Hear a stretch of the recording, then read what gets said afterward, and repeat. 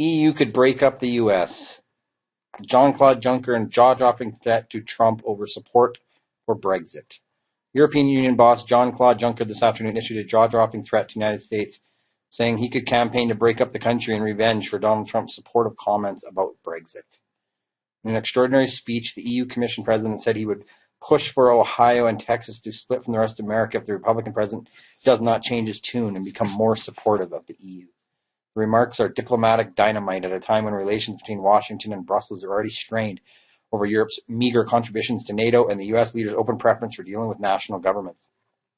They are by far the most outspoken intervention any senior EU figure has made about Mr. Trump and are likely to dismay some European leaders who are hoping to seek a policy of rapprochement with their most important ally. Speaking at the center-right European People's Party annual conference in Malta this afternoon, the EU Commission boss did not hold back in his disdain for the White House chief's Eurosceptic views. He said Brexit isn't the end. A lot of people would like it that way.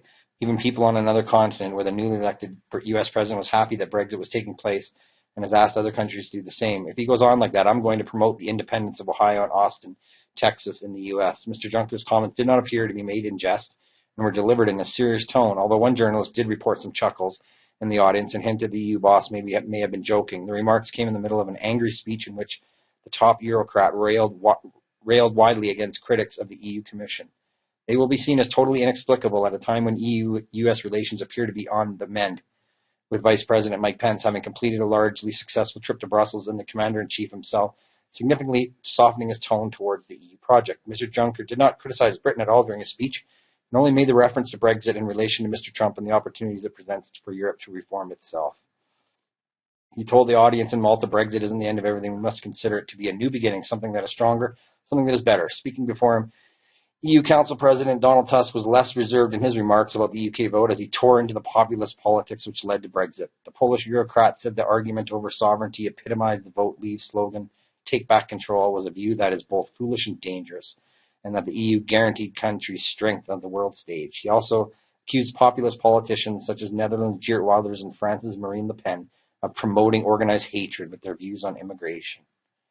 However, his conservative colleague Antonio Tajani, the EU Parliament President, received a rapturous ovation as he launched an impassioned defense of Europe's Christian values. In a series of thinly veiled comments about immigration, a major political issue in his homeland in Malta, the Italian official said Europe should do more to defend its historic identity.